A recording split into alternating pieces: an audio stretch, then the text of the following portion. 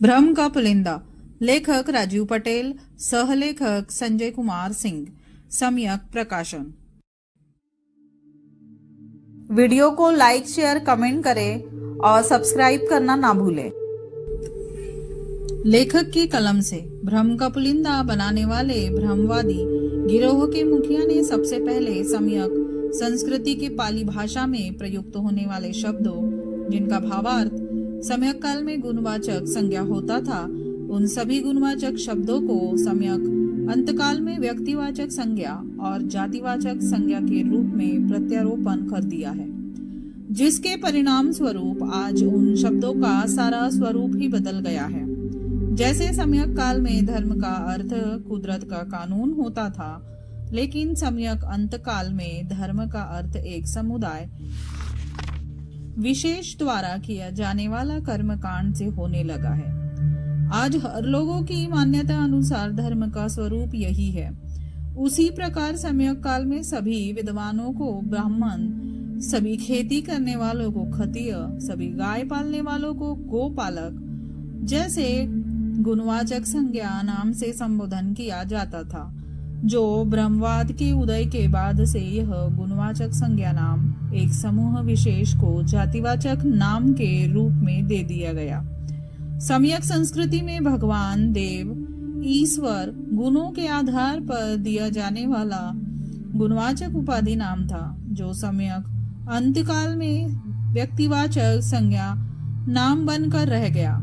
सम्यक संस्कृति में पूजा गुण आदर्श के अनुसरण को कहा जाता था, जो सम्यक अंतकाल में होने वाली पूजा व्यक्ति विशेष के नाम पर दीप, हवन, प्रार्थना से जुड़कर रह गई है।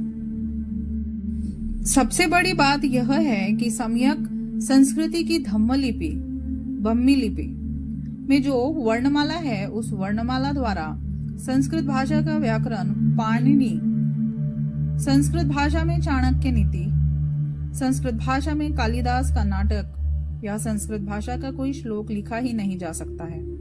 यहाँ तक कि खुद संस्कृत भी नहीं लिखा जा सकता है।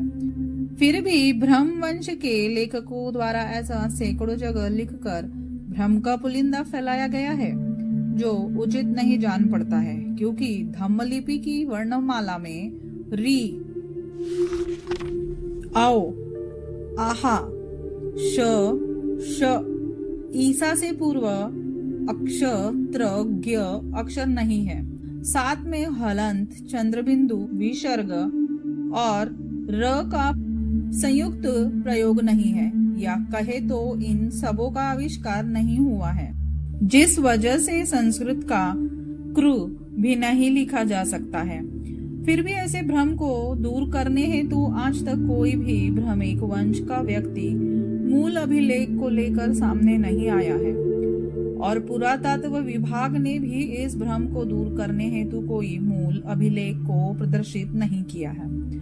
इसके बाद भी कलम कसाईयों द्वारा बार बार ऐसा लिखकर अपना भोंडा प्रदर्शन करना अच्छा लगता है। लेखक ने इस पुस्तक के माध्यम से इन्हीं सब सच्चाइयों को दिखाने का प्रयास किया है। राजीव पटेल। भारत की मूल सभ्यता और संस्कृति। प्रागैतिहासिक काल, प्री हिस्ट्री। भारत में मानव सभ्यता का उद्भव प्रामाणिक तौर पर पाषाण काल से मिलता है। वैसे उस सभ्यता का कोई लिखित प्रमाण नहीं है, फिर भी उस समय मानव होने का काफी प्रमाण वर्तमान समय में उपस्थित है, जिसे कोई भी अपनी आंखों से देखकर मानव होने का एहसास कर सकता है। लिखा हुआ कुछ नहीं मिलने की वजह से इसे प्रागैतिहासिक काल का इतिहास कहते हैं। पाषाण युग वह युग है जब मानव पत्थरों के सहारे अपना जीवन व्यतीत करता था, जैसे पत्थरों से बनी गुफा में रहना, पत्थरों के बने औजार से जानवरों का शिकार करना, पत्थरों को टकराकर घर्षण से आग पैदा करना। पाषाण काल को विस्तार से समझने के लिए इसे भी 3 श्रेणी में बांटकर समझते हैं। इस पाषाण सभ्यता के विकास क्रम को देखते हैं। पहला पुरापाषाण काल, दूसरा मध्य पाषाण काल, तीसरा नवपाषाण काल। पहला पुरापाषाण काल अर्थात पाषाण युग के पूर्व का काल। प्रागैतिहासिक युग का वह समय था जब होमोसेपियंस आधुनिक मानव का उदय और उसका आरंभिक विकास हुआ। इस समय मानव ने जानवरों के शिकार हेतु नुकीले पत्थर को औजार के रूप में उपयोग करना सबसे पहले आरंभ किया। इस दौरान मानव बनने का क्रमिक विकास हो रहा था। इस काल के बाद से मध्यपाषाण युग का प्रारंभ हुआ।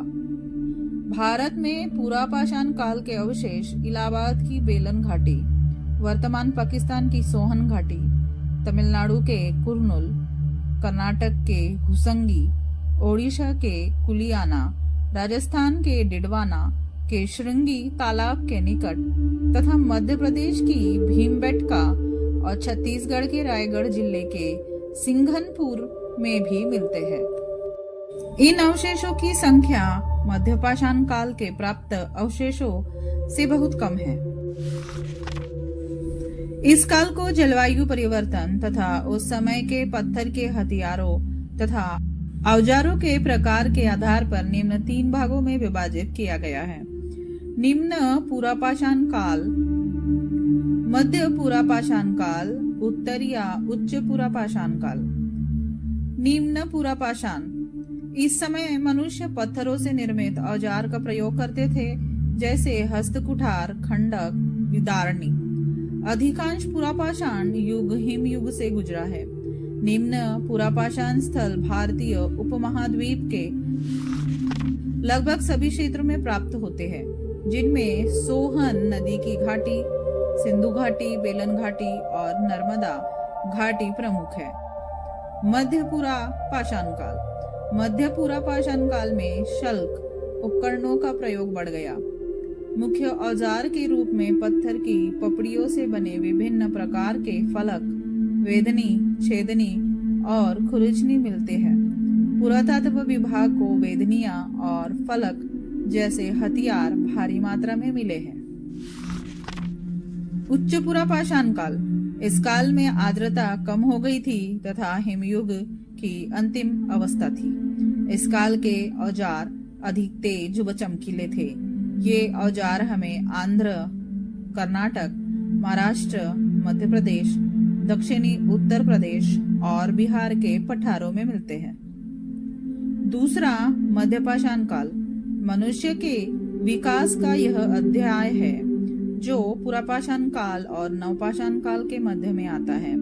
कुछ विद्वान इस काल को 40,000 वर्ष ईसा पूर्व से लेकर 10,000 वर्ष ईसा पूर्व तक मानते हैं।